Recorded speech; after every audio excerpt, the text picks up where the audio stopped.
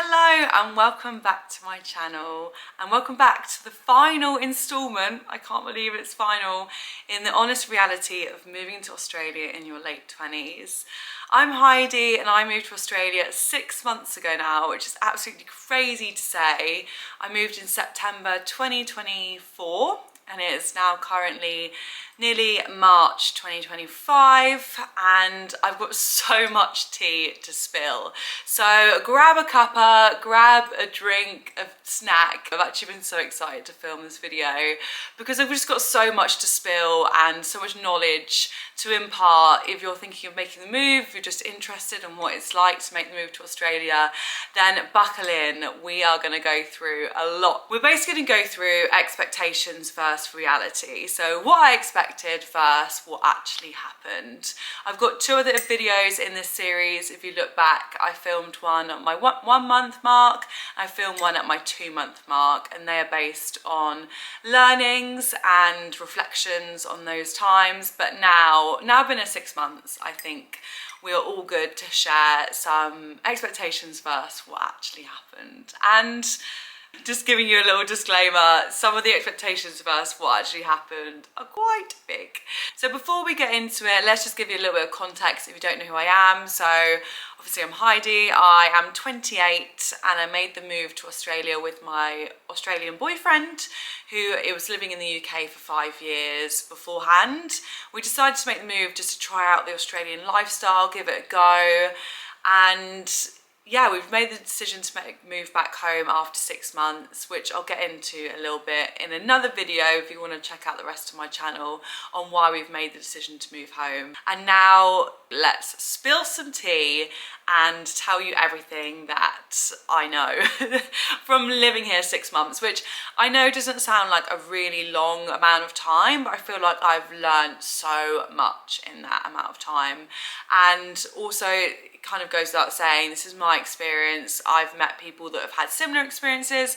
I've met people that had wildly different experiences. So as always, take what I say with a little pinch of salt. This is just my experience as a 28-year-old having moved from London to the Gold Coast, and it might be completely different for you. So let's get started. Let's get the trusty notebook. I've put them into 4 headings as I just feel like I had so much to say and I wanted to make sure I covered all the points, and also that it will be a good video and goes in chronological order for you guys to watch instead of me just going all over the place. So the first one that we're going to start with is lifestyle. So my expectation was I was going to be going to the beach every day. I was going to live a very chilled beach lifestyle every day after work, down to the beach, constantly near water, outside a lot. That was kind of my expectations, and I think I got most of that expectation from seeing a lot of videos on social media. I actually don't have social media anymore. Like, I don't have a personal account apart from YouTube, but I've definitely seen loads of videos that were like, why live in the UK when you can live in Australia? And it's like pictures of sunsets and beaches and all this gorgeous, gorgeous settings. And the reality is I have not been to the beach every day. And there is a couple of reasons for that, I guess.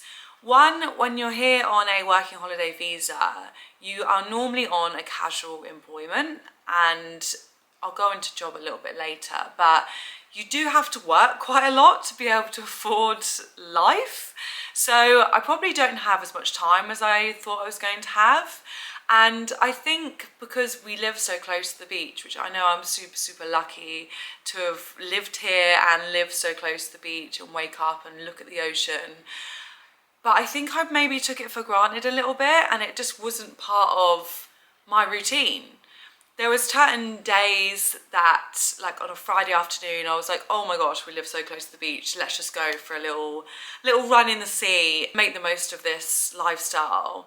But apart from that, it's not been a habit that I have put into my routine, which I was quite surprised about because I've always loved a beach holiday and I love the sun and summer, but I just haven't really incorporated it into my life. I don't know if that's because I actually can't swim and I'm not a water baby. So I think if I could swim, that would be a whole different story, and I could surf. But even Hamish, who can swim and is a very good swimmer, my boyfriend, who can swim and is a very good swimmer, and he's got a surfboard here, he's got a bodyboard, he's got everything he needs. He still does not go to the beach all that often. So yeah, that was kind of one lifestyle expectation that I would have, is that I would be at the beach majority of the time, and it just hasn't happened. Whether that's on us for taking the beach for granted and we should go more, probably is a big thing, but I think because once you have something in reach, it's maybe not as special as living in the UK and not being near a beach and then appreciating the beach a bit more when you've got it, potentially. But yeah, that is just how it's worked out. I have not been at the beach every day. I've not even seen a sunrise. Don't think we've been to the beach sunset all that often. Life just gets in the way. My second expectation versus reality under the lifestyle header is, I didn't really think too much about this, but I thought I would carry on my routine from the UK. So my routine in the UK was like, wake up at 8 AM, go to sleep 10 PM maybe on average. It would vary each day. But here you wake up at 6 AM and suddenly it's just normal life. I am not really a morning person. Well, maybe I am now. I've lived in Australia and waking up at 6 AM is so normal, but you just get accustomed to it because they don't have daylight saving in Queensland. The sun is up by like 4:30. So you just wake up and the world is alive at 6 AM, which I've absolutely loved. I really hope to take that home to the UK when we go back, because I think it's just, you get so much more out of the day waking up that early. But I have adjusted so quickly from being not a morning person and staying in bed much longer than my alarm going off, to just waking up at 6 AM and it being normal. Like, I had work at 6:30 this morning and it felt so normal to set my alarm for 5:45 and wake up and go.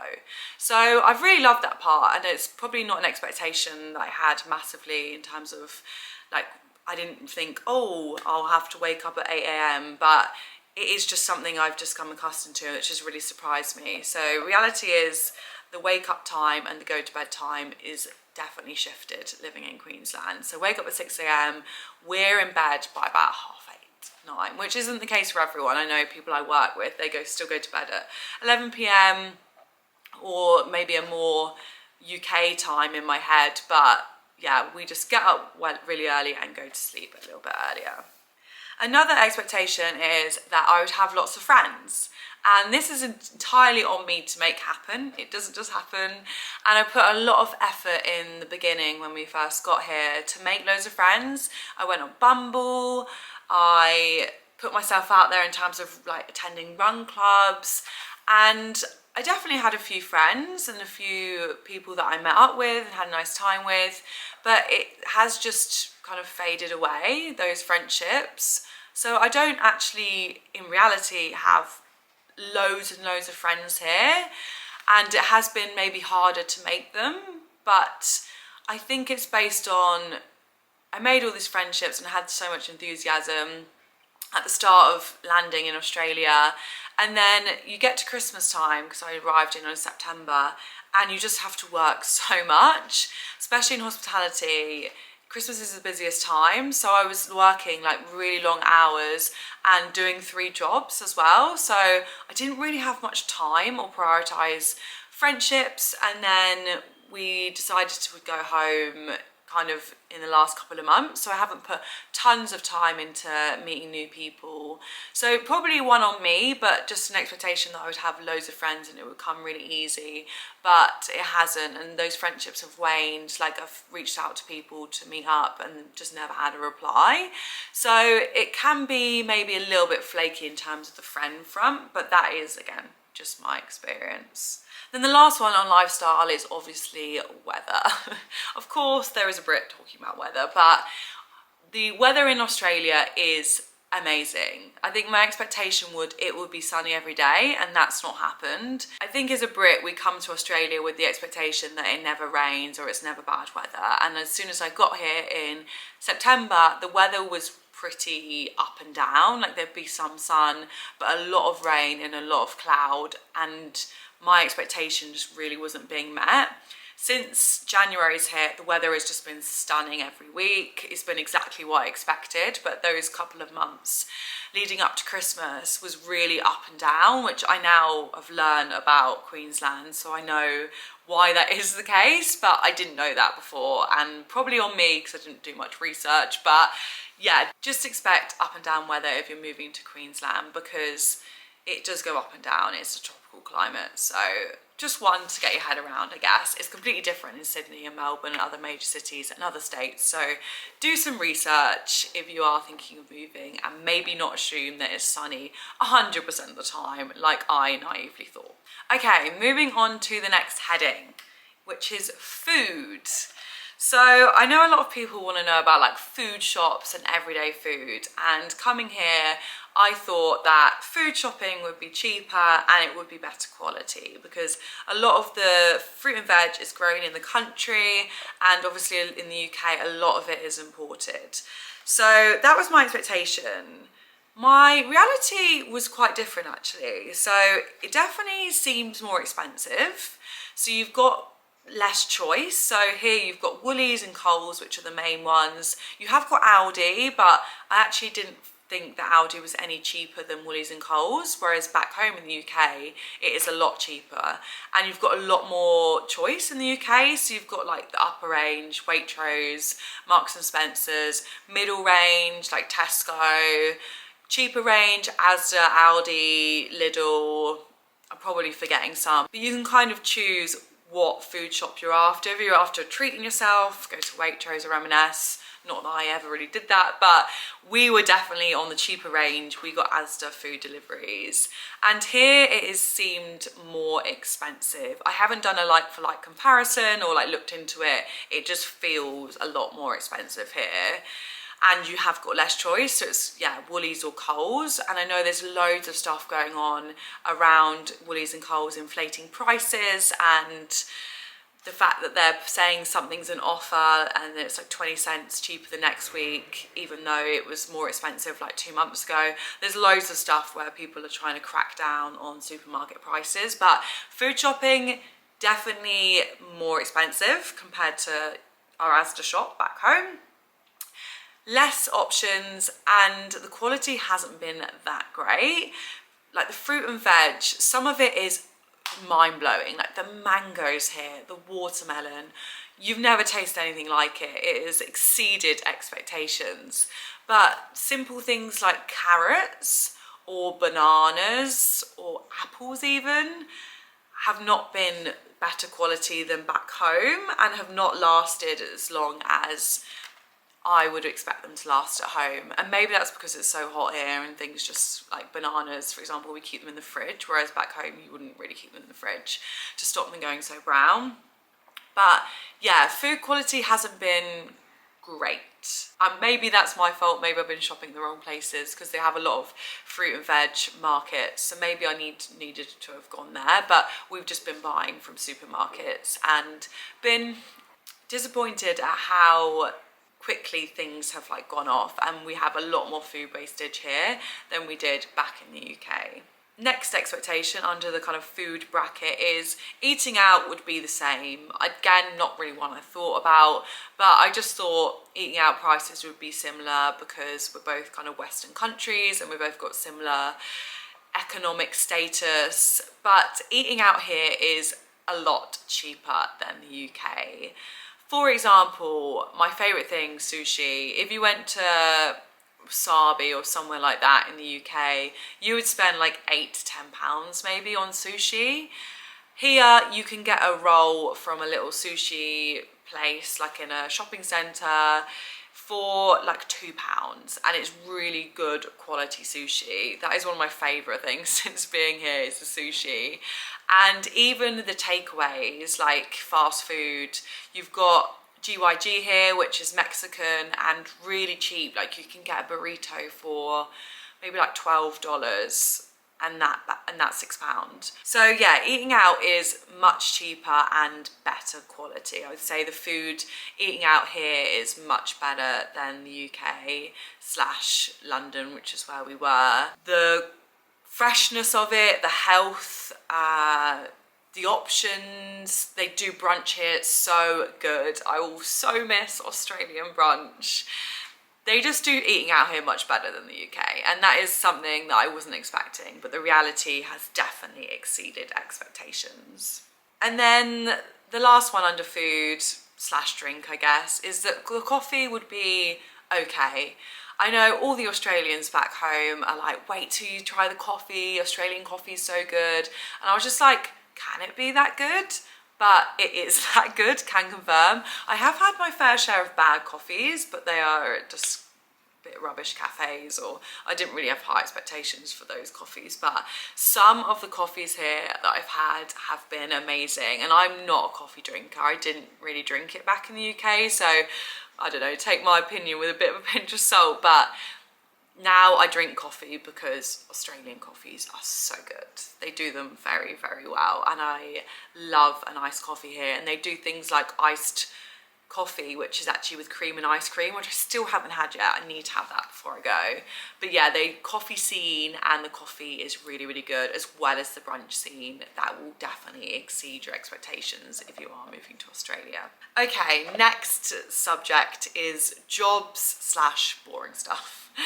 Boring stuff, but actually stuff that really will probably impact your time here. So the first one is, I would get the same job as before, and I've spoken about this a lot in the other videos in this series, but I didn't realise some of the restrictions that are on the working holiday visa.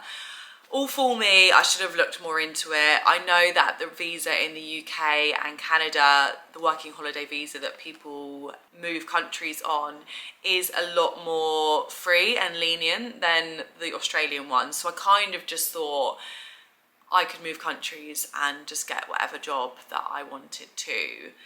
I've known people that have moved to Canada and done that. I know a lot of Australians that have come to the UK and just landed the job that they were in before they came to the UK that they had back home in Australia. So I just thought it would be the same. I didn't know anyone that had moved to Australia and tried to pursue a professional career. So yeah, more for me. I know that I should have looked into it more, but definitely look into this if you are thinking of moving to Australia, because it is not as straightforward as you think. A bit of background, I worked in marketing and communications back in London. I have 7 years experience, mainly in internal communications, and I've worked across a number of different organisations and some kind of well-known brands. So I thought coming to Australia, I would take that experience and it would be really useful here. Of course, maybe I wouldn't get a cross job, so I maybe couldn't be manager level here, but I could be a level below. But I thought my experience would count for something until I realised all the restrictions on the visa. And I did apply for a lot of marketing and comms jobs and had a lot of rejections. I had 2 interviews in total for marketing and comms jobs, so that's ones that I actually got through to the interview stage. But I spent a lot of hours on cover letters, and I didn't just apply for marketing and comms jobs either. I applied for receptionist, admin, anything office based, whereas my experience would really lend well to me being good at that job. So since being in Australia, I've had 3 jobs, so 2 in retail and 1 in hospitality. And let's talk money actually, because I think it's really interesting to know like what the wage is like. And the wage is definitely, from what I understand, higher than the UK. It's hard to know because I didn't do these jobs back in the UK, so I don't know exactly what people get paid these days. I did some retail and hospitality back when I was at university, so that's like a decade ago now. So I've only can go from what I'm told about the UK wages, but please correct me if I'm wrong. But I think the wage here is definitely better than back home. But the wage that I was paid was around $30 an hour, which is £15. So it is a casual rate, so you get basically 25% on top of what the employer is giving as an hourly wage. So say a lot of my employers were giving $24, and then you'd get the extra $6 on top of that, to around $30 an hour, because you are casual and your hours aren't guaranteed. And then in terms of hours that you get, I thought it would be a lot easier to kind of prove my worth and prove that I'm a really hard worker and I've got a lot to give an employer, and I'd get loads of hours up front, which didn't happen. Like, I feel like all my people I've worked for and my managers really needed to see me work for a longer period of time than I expected to actually start giving me more hours. So I found the job stuff quite tough. And around Christmas, I was doing maybe like 40 hours a week because we're on the Gold Coast and hospitality and tourism is so big here, which I think is probably similar to other cities in Australia. It is busier in summer and you can pick up way more hours. So you basically just got to work loads throughout Christmas.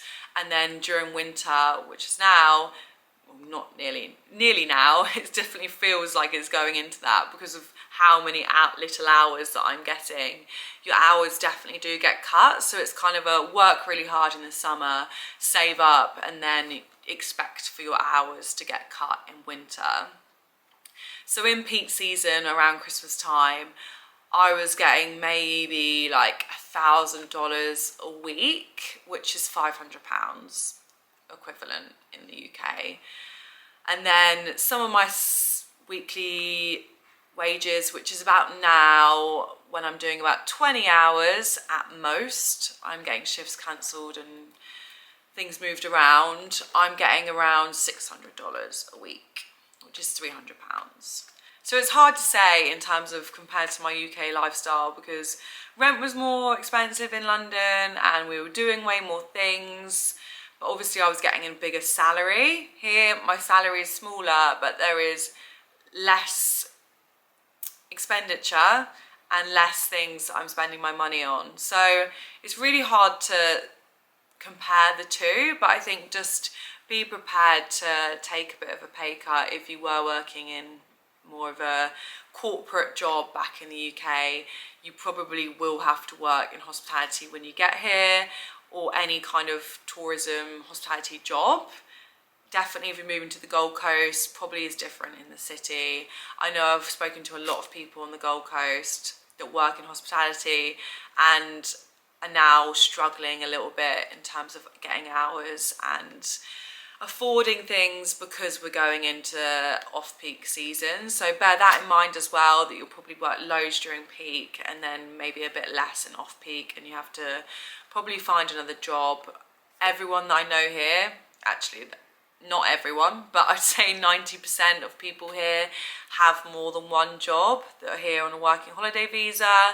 And the people here that have really exceeded, I guess, from the move are professions like teachers, nurses, anything where Australia really needs you. You can do really well here and the wage is so good, and I know the working conditions can be a bit better than the UK, but anything more artsy, so people that have worked in more like marketing and comms like myself, or sales, or any kind of like office-based job, I guess, have struggled to find a job here and have had to be more inventive in what they do, or have had to take a role that's one down from the UK or several down just to kind of stay in their profession. If you're someone that doesn't mind taking a step back, or you're after a career break, then this is a perfect place to do it, because you can just take a job that you don't have to take home. So hospitality is so good in that when you leave, you don't have to think about it after work, which I've really enjoyed. It's been great to have a break.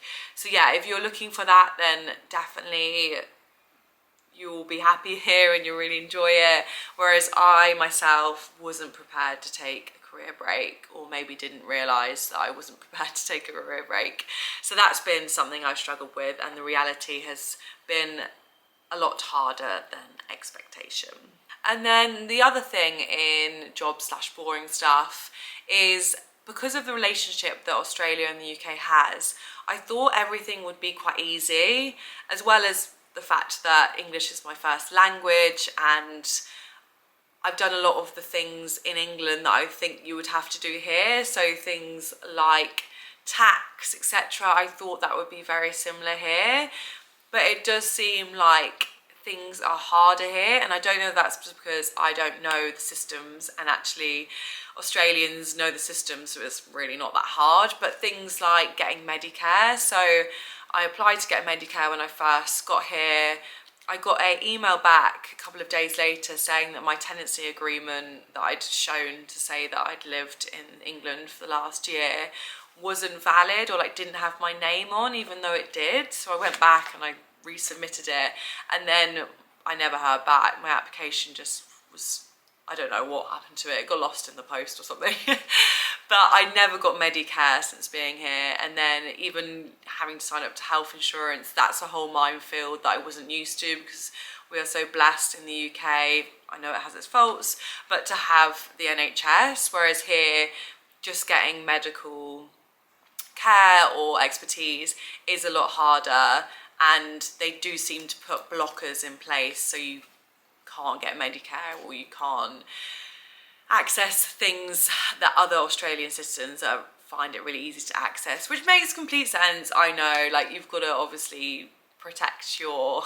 country and the people that live in it, and I know I'm very privileged to be here on a working holiday visa. Just things like paperwork have been a bit harder to get my head around, and seems like there's a lot of things in place, like even the fact you're not allowed to eat on public transport. In the UK it's a free-for-all, you can do what you want on public transport, but here there is more rules and more stringent guidelines, I guess, that seem different to the UK where it is stricter. But that brings its benefits as well. Like, not being able to eat on public transport means they're a lot cleaner and a lot nicer, so I definitely see the benefits of that. But as a working holiday maker, I guess, it has been hard to get my head around some things, and things are more expensive. Like, take another thing, I was referred for a scan back in the UK.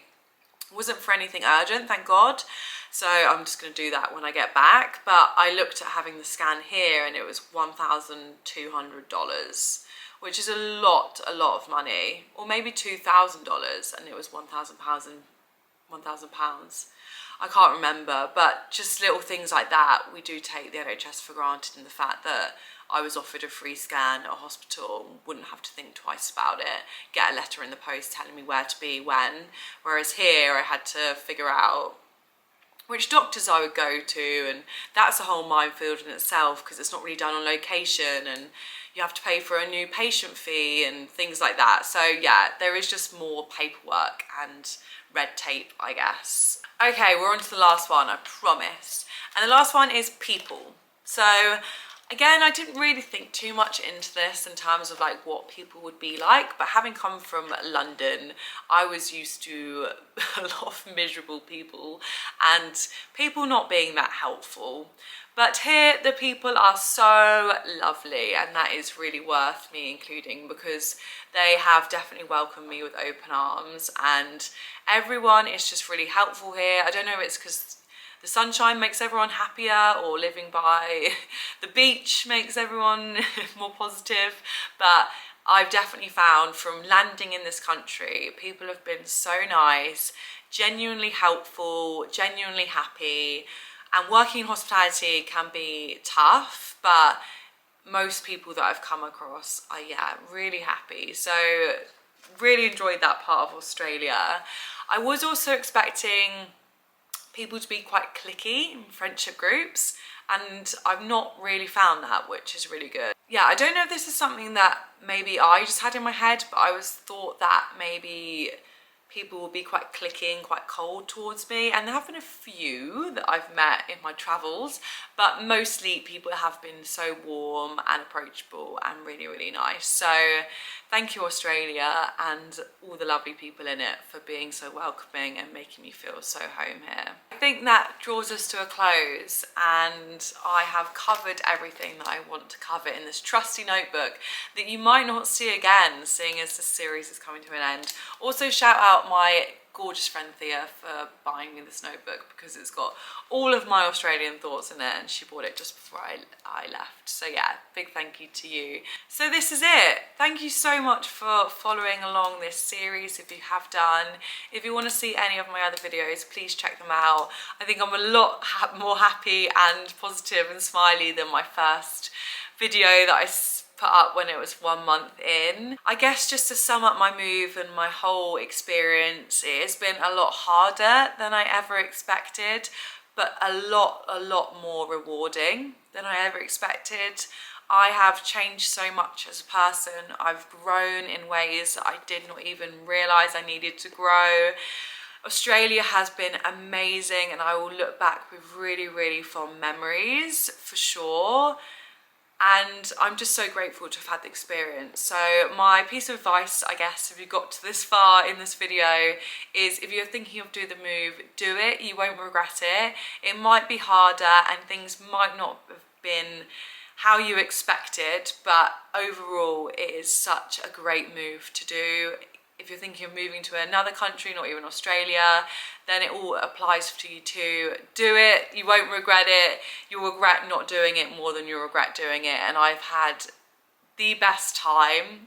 I'm actually, I can't cry on the internet again. I'm getting goosebumps and teary, but yeah, what an experience. Some things have worked out how I thought they would. Some things have not, but they've taught me so much in the process. And thank you for watching this video. I really hope you enjoyed. I hope that you got some insight and I shared some knowledge that was useful to you. If you've got any questions, please leave in the comments box. If I've not covered anything, or if not covered anything in enough detail, please let me know, because I'd love to help you if you are looking to make the move. And yeah, this is it. This is the end of the honest reality of moving to Oz in late 20s. Thank you so much for joining me. I really appreciate it. And I will see you for some other videos. If you want to follow along, please hit the subscribe button, because it's just a start. I know I'm not going to be in Australia any longer, but I've got loads more of exciting things to share with you and can do more videos on Australia if needed in more detail. But thank you so much. Lots and lots of love, and I'll see you again soon for a brand new video.